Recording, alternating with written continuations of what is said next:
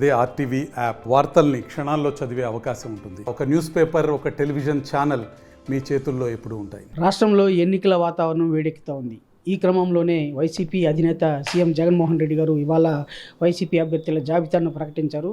ఆ జాబితా ఎలా ఉంది అనేది ఇవాళ మనతో పాటు చంద్రగిరి నియోజకవర్గ అభ్యర్థి అయినటువంటి మోహిత్ రెడ్డి గారు మనతో పాటు ఉన్నారు. వారిని అడిగి తెలుసుకుందాం. సార్, ఇవాళ సీఎం గారు ప్రకటించినటువంటి జాబితా ఏ విధంగా ఉందని భావించవచ్చు? ముందుగా ఆర్టీవీ ప్రేక్షకులందరికీ నమస్సులు. ఈరోజు ముఖ్యమంత్రి గారు సామాజిక న్యాయం అనేది ఒక ప్రథమ లక్ష్యంగా తీసుకొని అన్ని వర్గాలకి ఈరోజు మేలు జరిగేలాగా సీటు ప్రకటించడం జరిగింది. ఇంత ధైర్యంగా ఒకేసారి 175 కాన్స్టిట్యున్సీలు 24 ఎంపీలు ఒక్కసారిగా ప్రకటించారంటే ముఖ్యమంత్రి గారికి ఆయన మీద ఉన్న నమ్మకం. ఖచ్చితంగా మనం మంచి చేస్తున్నాము, ప్రజలు మమ్మల్ని ఆశీర్వదిస్తారనే బలమైన విశ్వాసం ముఖ్యమంత్రి గారు ఉంది. కాబట్టి ఇంత ధైర్యంగా ఈరోజు ముఖ్యమంత్రి గారు ఫోటో పెట్టుకొని మేము ప్రతి ఇంటికి గడప గడప పోతున్నామని తెలియజేస్తున్నాను. ఇవాళ చంద్రగిరి నియోజకవర్గంలో గత 2 నెలల నుంచి ఎన్నికల ప్రచారాన్ని ప్రారంభించారు. ఈ ఎన్నికల ప్రచారంలో భాగంగా మీకు ఎదురుపడినటువంటి సవాళ్ళు ఏంటి? దాన్ని ఎలా స్వీకరిస్తున్నారు? మీ విజయానికి ఎలాంటి ఈ సోపానాలు కారణం ఉంది? గత 5 ఏళ్ళగా నాన్నగారు అడుగుజాడల్లో ప్రజల కోసం కష్టపడడం జరిగింది. 3 ఏళ్ళ ముందు ఒక పెద్ద మండలం చంద్రగిరిలోనే 50% ఉండే పాపులేషన్ మండలంలో ఎంపీపీగా బాధ్యత తీసుకొని ఇప్పటికీ 3 సంవత్సరాలు కంప్లీట్ అయింది. అదేవిధంగా 2 సంవత్సరాల ముందు గడప గడప పాదయాత్ర కింద కాన్స్టిట్యున్సీలో సుమారు 1 సంవత్సరం పాటు పాదయాత్రగా ఇంటింటికి పోవడం జరిగింది.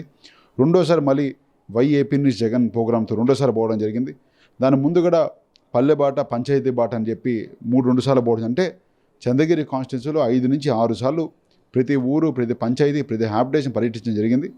ప్రజలందరూ కూడా మాకు ఒక సొంతం, అంటే నేనైతే మనస్ఫూర్తిగా అనుకుంటున్నా, వాళ్ళ కుటుంబ సభ్యుల్లాగా ఒక సొంతమనే విధంగా వాళ్ళు నన్ను భావిస్తున్నాను, మనస్ఫూర్తిగా అనుకుంటున్నాను. ఎందుకంటే ఎంతో కాలంగా ప్రజల్ని మమేకం అవుతున్నాం కాబట్టి ప్రజలు మమ్మల్ని ఆశీర్వదిస్తారని నాకైతే బలమైన విశ్వాసం ఉంది.